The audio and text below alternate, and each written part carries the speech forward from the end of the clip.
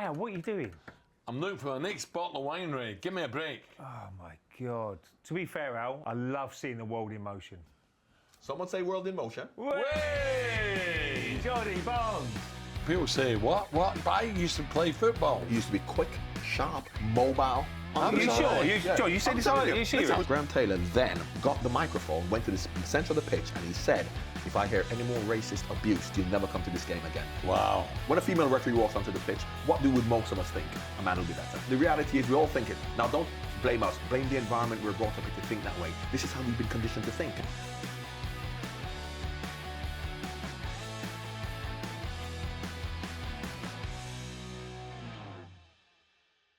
Okay, here we are, Ray and Johnny Barnes. Barnesy, how are you? The three musketeers back together. Look. Well, by the way, it's great to see you, mate. I mean that sincerely.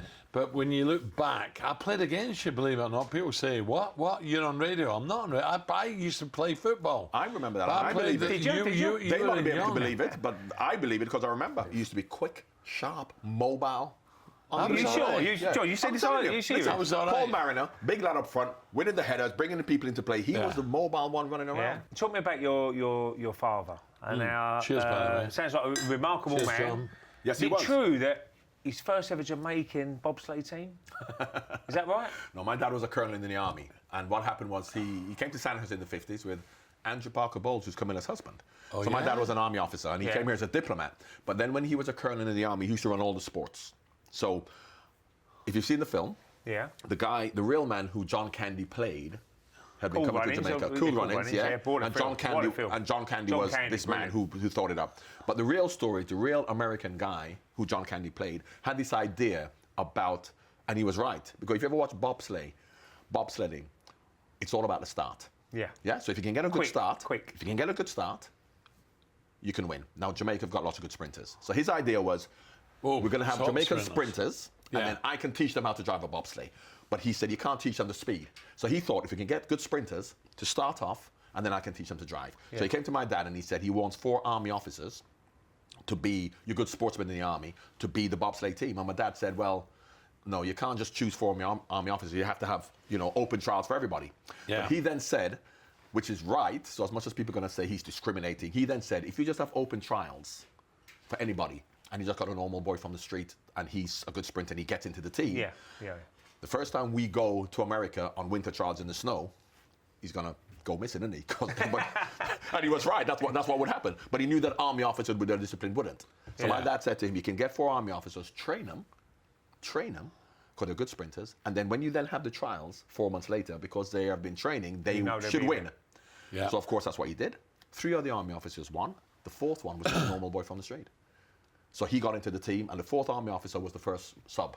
An interesting And thing. the first time they went away to Canada on training, the 4th boy never saw him again. He just went missing. So just let me take you back, because we were young. We played against Watford Ipswich. So I was young. He wasn't as young. You were from We were Jamaica. young. Yeah? Yeah. Were you born and bred where? Kingston? Kingston. Or? Yeah. Right. And you came over at what age? Because 13. I'm 13. How was it? Was it a problem? Oh, not at were all. people Listen, nice? first of all, my dad was a diplomat, so he got sent here for Yeah. 4 years. Only 4 years. After 4 years, I'm 17. He got recalled back to Jamaica because we lived in Golders Green, Highgate. The offices were just here in Mayfair. That's where we lived. Oh, hello. And he then got recalled, and at 17, I then got offered a scholarship to go to Howard University, a football scholarship. So because they've got football scholarships in America. 6 months before I'm going back to America, my mum and dad are going to go back to Jamaica. I'm going to America. I was playing for Sudbury Court, and a taxi driver just saw me, told Watford about me, and Watford's guy came to watch. A taxi driver? Just stopped to watch a game. Wow. And if that taxi driver didn't stop to watch the game, I would never have been spotted. So now what happens, you've got academies from your 6, 7, 8. Whereas back then, you had a lot of people who never made it. Because you must have known footballers growing up with who never made it. Because you I weren't spotted. love my kids. Yeah, when who I'm never in the spotted. youth team, I love them. Yeah. And 2 out of 30 made it, and the rest are plumbers, lorry so drivers. I was lucky to lovely. get spotted. Because if that taxi driver didn't stop, I would have gone back to America. But that was the way it was back then. And you signed 1981 to Watford. Was it for a set of kits or something? Yeah, but look, I'm coming from Sudbury Court. Were they decent kits? There must have been decent I've got a kits. clue because I went to Watford. But you have to remember, it's a great story at the end when you've played for England and whatever. But how many players would have gone from a little club to a professional club, and they would have got a set of kit, and that player would not have made it, and they said, "Thank God we got the kit." So instead of saying, "Oh, but it wasn't a professional club," it's not as if there were transfer fees. I didn't have a contract with the club, I never even signed. So to be honest, they were happy for the kit. You know what I mean? Because they weren't to know what was going to happen. Who was there at Watford when you signed? Was Luther there? Luther was there, but Luther was there. Ross Jenkins. The youngsters were me, Nigel Callaghan, and Steve Who's a Terry. DJ? Still a DJ? Still a DJ now. Still a DJ now. Nigel Callaghan, Steve Terry, Kenny Jackett. But the players were like Les Taylor, Ray Train, played for Carlisle. I remember all that. Ray Train, Steve Sims, Ross Jenkins, Sherwood. Ian Bolton, Steve Sherwood, Pat Rice. Yeah. Pat Rice. Rice was Rice. right. Oh, He you was our team manager, captain. Yeah. John. Yeah, and I played with him. Elton often. John, was he around? Yeah, Elton was That always era? around. Of course he was. Elton was always. Elton loved it because Elton would be, in the dressing room all the time, and he was a proper You chairman. must have been Elton John story. No, but I'll tell you, I can. I don't know if what time is this going out. You can do it. No, but let me tell you. No, we're fine. We're fine. Let me we're tell you, fine. Elton was I'll tell you why he's a great chairman. Because Elton understood the nature of football. And when you understand the nature of football as an owner of a football club, you have to know that the most important person at the football club has to be the manager. Yeah. So when Elton was so excited because we're doing well, we're in the cup final, finishing second, and he loved the players, because they all love players, don't First they? year promoted. First yeah? year promoted. Yeah. Then we're in the top division, second in the league, FA Cup final, and Elton. But Graham Taylor would come and he'd go, right, because Elton would be the players' lounge and want the players to have a drink, and he'd go, no drinking, and Elton would stand there and he would tell Elton off for trying to, enjoy yourself with the players and give them a drink, or we didn't drink. And Elton understood that for us to respect Graham Taylor, you can't undermine him. So Elton had to go, sorry, boss. He called him boss. Whereas now, football's not about the managers, is it? Apart from two clubs. Yeah. Man City and And Liverpool. Graham Taylor. And Graham was so powerful, and Elton allowed him to do that. You know when you get people on the telly all the time, you played under them. I didn't know him. I met him on a plane coming back from Brazil. Right, World Cup, came back. Oh, what a nice man. Lovely man. What was he like Lovely to you? man. He was a great man. He was like a father figure. I grew up, obviously, in a military household. My dad was a colonel, so it was a very strict upbringing. Then when he went to Watford, with Graham Taylor, it was exactly the same. So until I was 23 and went to Liverpool, I thought that football was about discipline, not drinking, eating the right stuff, going to bed at the right time, working in the community. Then at 23 going to Liverpool, I saw what real football was about. Yeah, and that was going to a lot the of pub and having a drink. Yeah, by the exactly. way, But I was lucky because I was 23 years old. As a 17-year-old, if you get involved in that as a 17-year-old, it probably isn't the right thing But you to know do. what, John? Just on that, Ray, and I don't want to get involved in drinking. We're in a pub now, but Terry McDermott, that great was a Liverpool drinking side I culture, played wasn't against it? him. Yeah, it was a big drinking Not culture. Douglas, who I adore, Kenny. Soonest was there, looked after himself. Yeah. But some of the other guys, Jimmy Case and people, yeah. they go out after a Saturday, a win, and Yeah. not turn up for 3 days. Yeah. That's the culture of football. Everyone in those it was a days footballing culture. Yeah. And one person came and messed it up for everybody. Ray Powell. Arsene Wenger. Yeah. No, I don't know about that. No, but listen, because don't forget, and you know, I think at Arsenal, 1996 he was changing. no, but what I'm saying, before Arsene Wenger came, and you know, you were there with Tony Yeah, and yeah, so yeah, it was yeah, the of culture, course. wasn't it? Yeah. Yeah, And but then Ray Arsene Wenger changed Powell that and his culture. pals ignored Arsene. They ignored him. Oh, no, I'm not so sure about that. No, but the point I'm making is that is when the culture changed, because once Arsenal stopped all that, everybody else had to stop. I think it's the foreign players as well. I think there's a little bit more Yeah, professional. But a lot of the foreign players coming into a culture whereby you're encouraged to do that, French they may have lads. done it. They may have done that, because if they came and then all of a sudden you're in a culture whereby everyone, because they came out of the young age as well. But is there a team spirit, John, now? Oh, there is. I'm not saying there's have a drink, team spirit but in a different way. Is there team spirit? In a different way. Nah. The team spirit now, they all So, get together to play games and I'm stuff going like back that. The team to spirit's there. '83, Oldham. What happened to Oldham? Yeah. Oh, you mean with Graham Taylor? Graham Taylor, yeah. And you know when I found out about this, and this is so interesting, because we're living in an age now when people talk about racism, and this is now a conversation probably, I would say, in the last 6-7 years. But of course, in 1983, that wasn't even a question, was it? Because the society was that way. But against Oldham, Luther said to me 6 months ago, he only found out that what had happened, and I didn't even know Graham was missing, but he said what had happened back then, which Luther nobody was aware of, was during the game against Oldham that a black player called Roger Palmer, played up front. I remember him. Man City. Roger Palmer. Played for City. Man City as well. And what had happened was there were some fans racially abusing him. Now, of course, as I said, back then, because you heard it all the time, nobody even thought anything of it as a player. Just went, get on with it. This goes on every single week, so it's not an issue whatsoever, but you get on with it. Graham had heard that. Now, what Graham actually did, which we didn't know at the time, as I said, I found out literally a year ago, is that Graham Taylor then, when we went for the team talk and Sam was taking the team talk, he went from on the side of the pitch up into the stand, onto the PA system, got the microphone, went to the center of the pitch, and he said, if I hear any more racist abuse towards any of their players, because we got Luther, we got John, any more racist abuse, you'll never come to this game again. Sorry, come to Watford again. Never said a word to the press. Never said a word to us. He just came and gave the team talk, and it really shows the man that Graham Taylor is. How do you feel now, looking back? What he done then? Retrospectively looking back, it really shows the integrity that Graham Taylor had at a time when a discussion was not even being had anywhere. Exactly. You know what I mean? So I knew he was a man of honor, he was a man of integrity. I didn't know that story, but just in other stories you hear about him, and that really just has reinforced and solidified my perception of who Graham Taylor is. And the way he was treated with England When you look at disgraceful. that era again, I mean, that will never happen again, but your era you must have played in. How was it hard to take sometimes? Not for me, it wasn't at all, because I knew I was as worthy as anybody else. Did you sweep under the carpet? It wasn't an issue for me. And other people are different. Some people wanted to, you know, it may have upset them. Parker, but some people would get upset by it. But for me, I could not let anybody make me feel less than. Did it ever affect you, Never John? bothered me at all, because as I said, I can't Never retaliate. Because the thing about it, these are ignorant people. So how can I let ignorant people affect me? Yeah. Look, also you have to understand, from a cultural point of view, I've come from Jamaica, where I see. Because when you talk about racism, you have to look at the nuances around class and elitism as well. Because there's discrimination against black working class people in Jamaica by black absolutely. middle class people. Yeah. So of course here you have to look at it not just in terms of race, you have to look at it in terms of culture and elitism and class. So therefore, you know where I lived? Yeah. I lived in Mayfair. That's where I lived for a year by St. James. So how can I let a white working class racist who's shouting at me, who lives in a council house, how can he feel better than me? You know what I mean? So I look at it, but of course, the majority of black people, I suppose, lived in the working class areas here, so they may have felt that way. Have but you had a chance I was different. to educate people? Well, I've been trying the old-fashioned views. But it's not a question of educating them; it's about giving them a different perspective. Because it's not just about discrimination; not just about race. Because one of the most discriminated against people are white working class people. Who still live in council houses and still are begging in the street. And are they better off because they're white? And we're saying to them, oh, you're lucky to be white, so are they better off than me? So if someone racially abuses me, would I change place with a white working class homeless person? And he's white. No one wouldn't. So John, so you have to look at it is in a it different way. getting better or is it still bad? What's getting better is the overt racism you don't hear or see anymore. And every now and again, a fan will shout something out and we think that's the problem. That's not the problem. The problem is systemic bias, racism, sexism, homophobia, because women go through similar things, and northerners. I got off the train at Houston yesterday as I'm coming down, and I heard these two people on a building site, and it was two people working, and the foreman said to the worker, because he did something wrong, or he said something, and he said to him, that's a very northern attitude to have.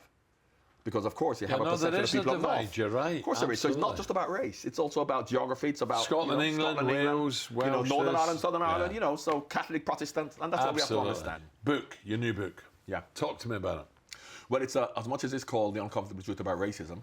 It's obviously because, of course, you probably sell a few more copies when you mention race. No, but that's it's what it's all about. No, it's not. It's about the intersectionality, meaning that it's about discrimination against, as you just mentioned, North, South, female, because.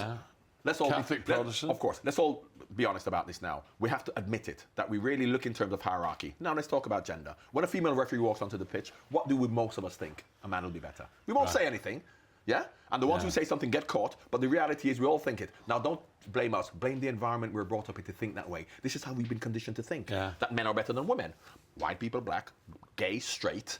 If you're going to go to war, would you rather go with a skinhead with tattoos or somebody who's gay? And this is how we have been wrongly conditioned. And that's generations, isn't it? We have to challenge the conditioning we've all been under. Not just the ones who get caught. Not just the ones who get caught. And that's what the book is about. Not just about race. It's about the perceptions we have of different groups of people based on what we have wrongly learned. And we've learned it, haven't we? What would you do, John, But now? listen, but let me tell you, and this is an interesting one, because I speak to a lot of the managers. Now, of course, and we've had this thing, you speak to Sam Allardyce, David Moyes, a lot of the British managers, and what do they say? Great managers. Foreign managers are coming in and they're getting the top jobs, because the perception is they're better than the British managers. So if Liverpool, Arsenal, Man United, Chelsea become available, you think he's going to go to an English manager? No. And that's because of the perception we have that they're better. Because we think they're better. Now, are they better? Is the perception we have of them. And it's interesting when all of a sudden, like when Cantona, you'd have been, I mention you all the time, Ray, just to give the example, when Cantona spoke about trawlers and following the seagulls. He was a philosopher, wasn't he? And I didn't say you, I said Tony Adams. Let Tony say that in his Cockney accent, and they go, you're talking rubbish, Tone.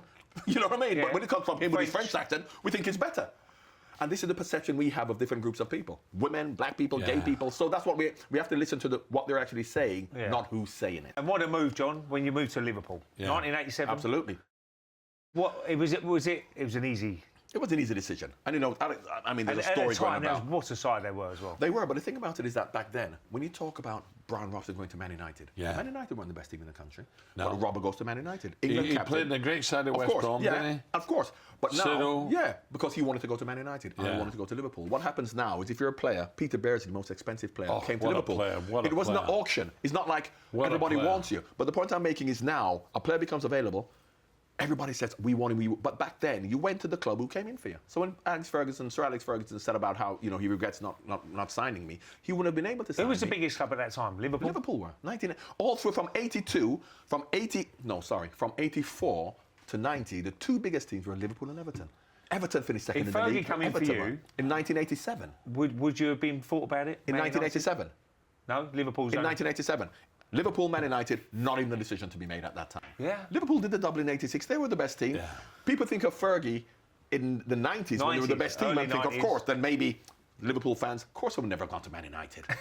But you- the point I'm making would have been a decision. But that Liverpool side, right? Hansen Lawrenson was really tough. Stephen Because Nicol. Lawrenson came from Brighton. But you talk to Jockey Hansen, he'll talk about Phil Thompson. Yeah, was one player. Tomo was coming towards But the end. you get back the then, ball wasn't he? played up to you, and then Souness chopped you, Case chopped Jimmy you. Case, Terry McDermott, That they were was tough. that was the hardest tough. place ever. To, And of course, the rules were different as well. They could kick you from I behind. I never had a problem going to Old Trafford or anywhere, Yeah. Highbury or Yeah. Tottenham.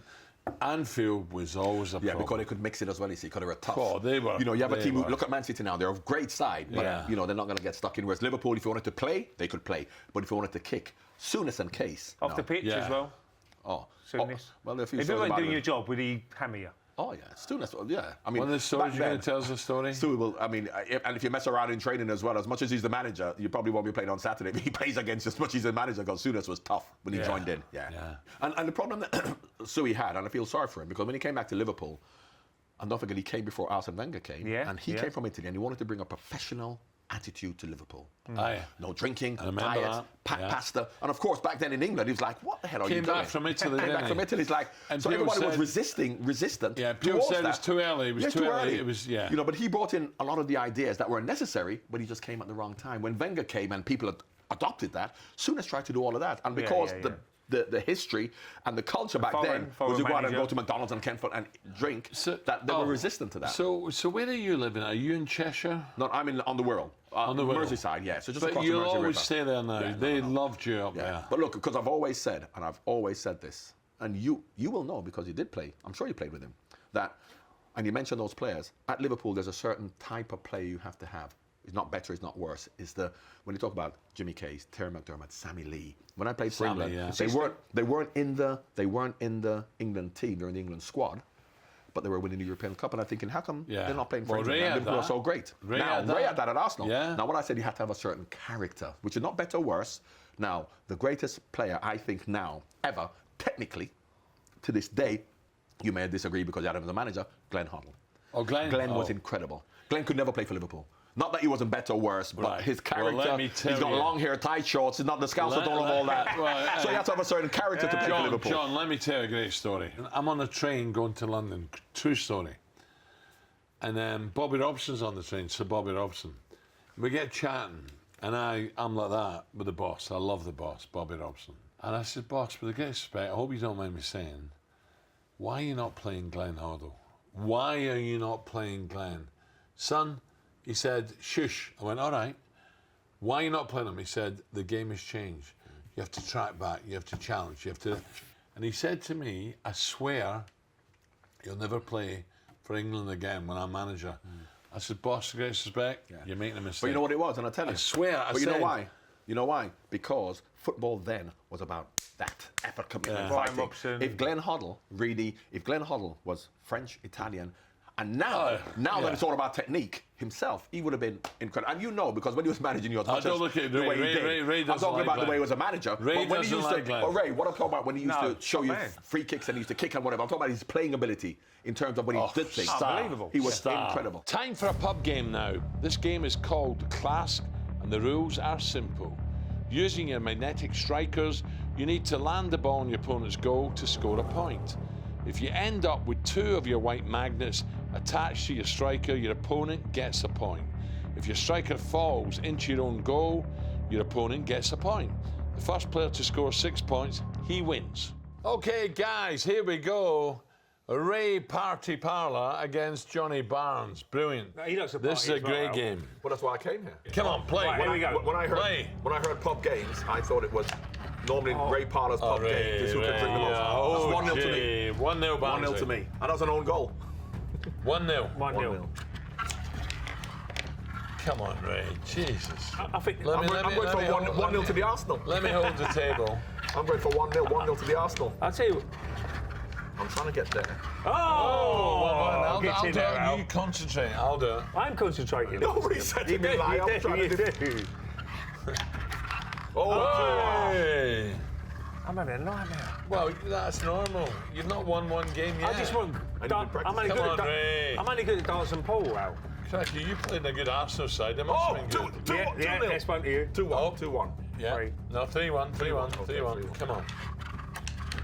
Whoa! Oh, why'd you do that? You're having a mare. Oh, it's two. That's two. 4-3. All right. 4-3. How long to go? 4-3. 4-3. Man City versus Real Madrid, last minute. 1-0 up and winning. Look what I Ray, think of you that. need a miracle. Hey! Oh, Right. 4-0. This is it. No, John. No, this is it. Okay. When And is this it is go? Winner takes Oh, you're all. on 4. You're on 4. The winner takes it all. Well, Here we go. listen, This is hang on, it. go on, We're then, throw it in. 4-4. Here we go, winner John. takes all. Oh, no. Look at you, concentrate. Oh, just defending, innit? Look. Party Parlour. Go on, Barnes, you could never defend. Don't worry about it. Oh!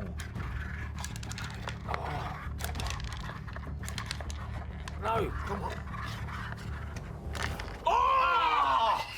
No, 6, isn't it? Barnes, no.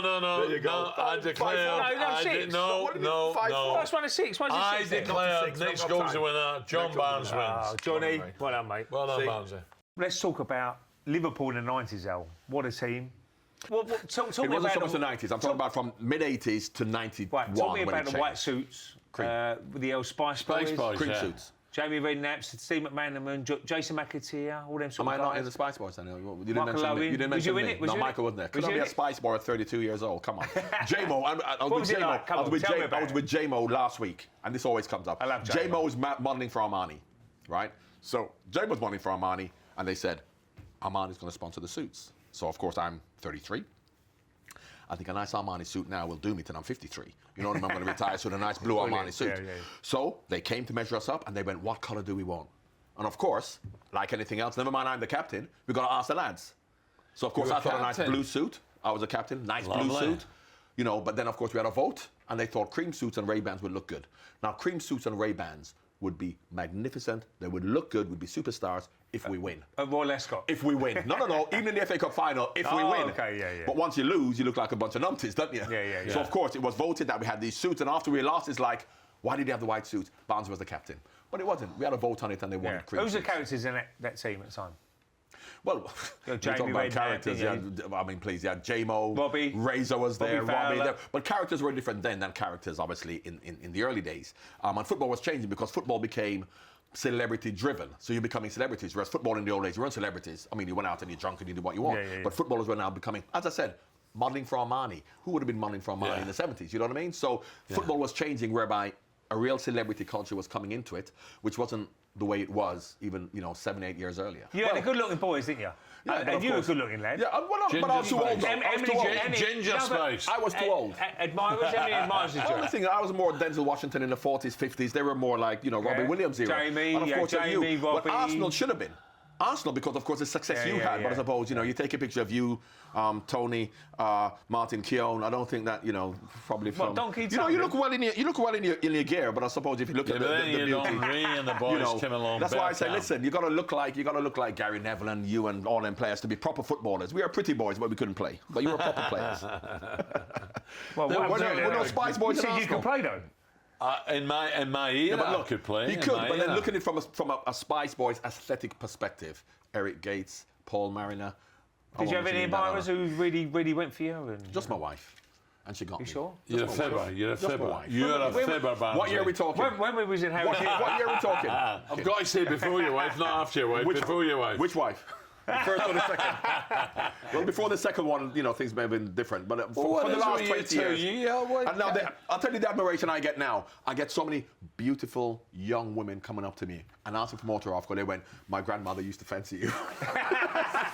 Pansy, I feel really good when these lovely women are coming up. Too, right? How many wives have you had? I know what you've had. Yeah, just two. I'm stuck with No, one but the point for I'm 40 making is years. that, you I'm know, delighted. my ego is given a big boost when all these young, gorgeous women come up to me. But once they don't say that my mothers and grandmothers What can we used to say? remember me, It's cheap to keep them, Mel. You've done the right thing. No. Listen, I'm in love. Don't worry about that. I'm in love now. You liar. I'm in love. You did tell me that How last dare time. you?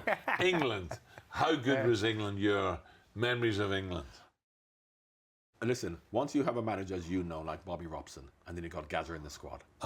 Come on, because you know what it's like. You've been to the World Cup, and listen, we're not being blasé or supercilious saying it's a bit boring when you're away for a month, but you would have been there as well, and it's hard work. Of course, in your day, you probably just caught it when you could try and sneak out and have a drink and stuff, which was fun.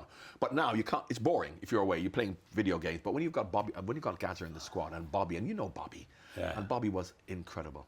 You know, as a manager, because he'd get the wrong names and he'd pick the wrong team. I don't know, it was like at Ipswich.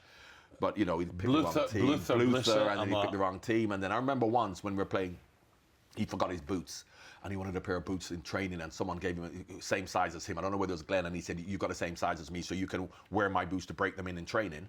And then, you know, because they'll save my feet because you're going to get blisters. And Bobby put these boots on. And they were killing his feet.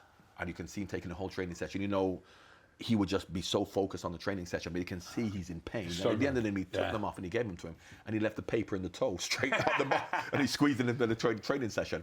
You know, so when he's getting people's names wrong and he's picking the wrong team, he did this thing once where he's on the board playing against France and he had all the, you know, the little round magnetic discs. And he gave this thing. We played John early. Yeah, like that. But it's a magnetic back four and he's moving them around. He said, Barnsley, when you get the ball, you give it to Robson. And he's moved the French left back out the way. Said that, give it to Robson. Yeah, past it. But it's on the board, you know, with and he said he played to Robbo and then he plays it out to Chris Waddle, and he goes, see? He goes, a left back, he's overcovered. He goes, what? Look at all that space. Down the line, cross it. And it flips one 15 minutes. And then after, no, he never got, he fell on the floor.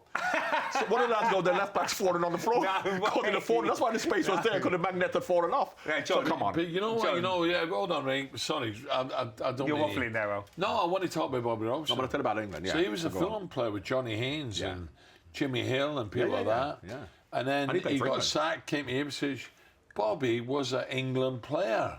Yeah. He was no mug. He No, was he an was a footballer, international player. And the thing about it is that all this thing was, that's why we loved him, because he was just like, come on, lads, we want to do it. He loved you. Yeah. And he would protect you if you're not playing well. He would just look after you. And he really wanted to do it. Don Howe was a great. Don Howe was, you know Don. Howe, So Don was the coach, organised everything. But Bobby was the inspirational leader, because Bobby would just love you, protect. And he'd also inspire you because he'd talk about... So why did Newcastle get rid of him? I never forget that. They sacked him. Yeah, because don't forget, regret it football now. has changed then, didn't it? Because football now, you've got managers who will come and they will speak correctly and they'll understand everything, whereas Bobby sometimes got a bit, you know.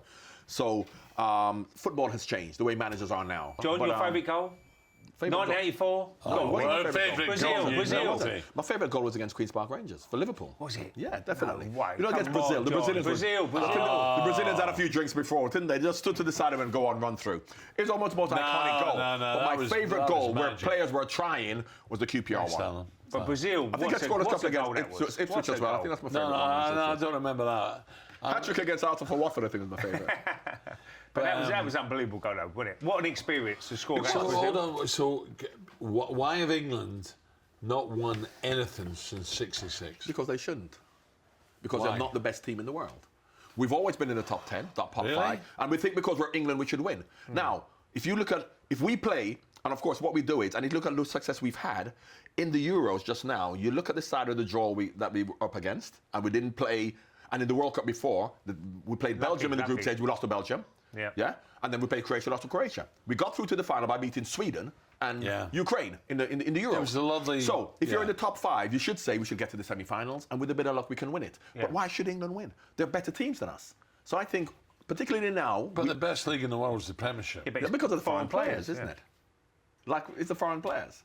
That's why. If you look at the top players at Man City, the top players at Liverpool, they're not the English players, are they? The top players at Chelsea, they're not the English players. So what's the answer then? Don't bring the foreign players in. No, the good thing about it is that at least because they've got good English players now, they're still playing in the team, the Sterlings and stuff like that. So therefore, we're good enough to get to the semi-final, get to the final, and maybe even win it. But if you then say, if we play Belgium on a one-off, or if we play, I mean, Germany are a bit... England they're should getting beat a bit older. Belgium. Oh, Not with the players they France have. maybe not. Oh, no, no, look no. Look at the players they have. No, England Come should on. be Belgium for me. No, I don't think so. So World Cup, coaching management, come on, talk to me. I would love Jamaica? to. I would love to. I'd coach Jamaica. I was at Celtic for a couple of minutes. You remember that? Me and Brady? But I'd love to. I'd love to. But, you know, it's hard to get in. It's harder to stay in. What's the setup, John? What was it like, Jamaica? The setup? I really wanted to get it. I wanted to get it. 'Cause is I wanted it to get a professional? professional setup, and they're getting. It is better, but we still haven't. Because when I coached the Jamaican national team, I won once with a World Cup qualifying match, and an hour and a half before the game, the dressing room doors open. Usain Bolt, Asafa Powell, So those the are sprinters. Lovely. They come in to say hello to the players. No, talk to the you can't players. do that I'm going, really. we've got a World Cup match going on, but you know, so it's a little bit like. So they're great athletes, and I think, and African Is that teams an are the same. influence for the players or It's an not? African.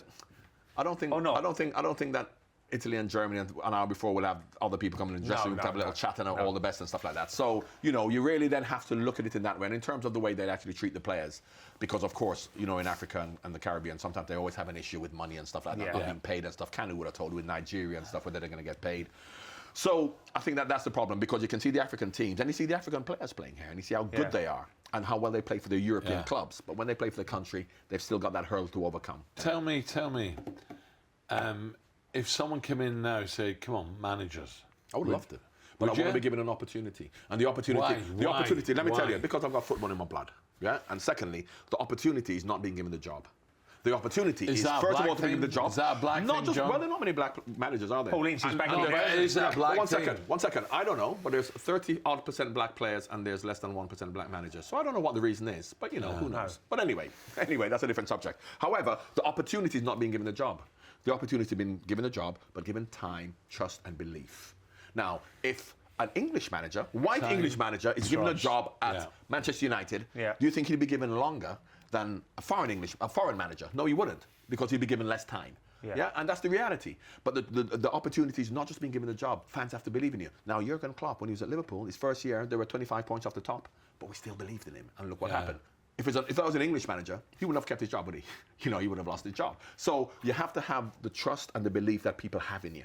So, and unfortunately, not just for black managers, but for English managers, white English managers, the same thing. That's why I'm so glad for Eddie Howe.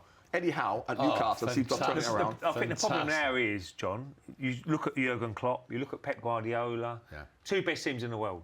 And two best managers. And they're foreign managers. So everybody says, well, we've got to have a foreign manager. Yeah, that's the thing. Because we want to be like the Jurgen thing. Klopp and Yeah, Pep Guardiola. that's the thing, John, unfortunately. how do you feel now? Do you feel blessed? You know, you have this great career. I'll tell you why I'm blessed. I'm blessed because no matter what we think is going on in our lives from a negative perspective, you look what's going on in Ukraine. You look what's going on in Africa. I visit Africa every year and I go around doing lots of stuff. And I think, how lucky am I to have as little as I think I have? You know what I mean? So whatever you want to complain about, you got to look out there. Look where we are. No, How can I we agree, complain? I How agree, can we mate. complain?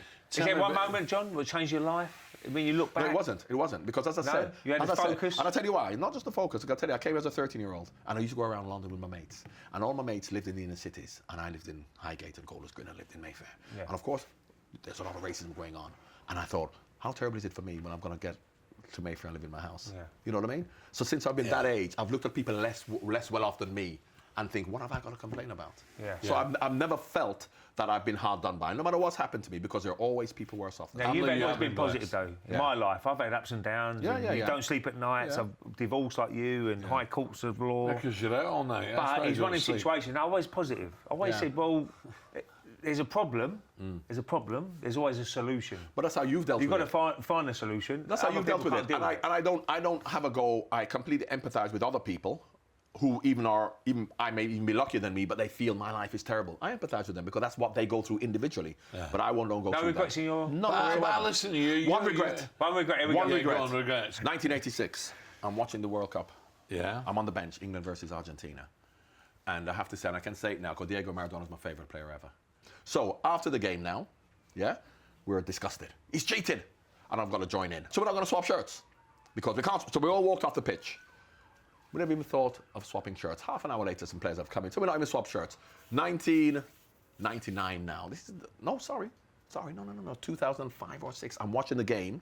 All of a sudden, I've just seen, for the first time, Steve Hodge, fight his way through Argentinian fans on the pitch, the only Englishman.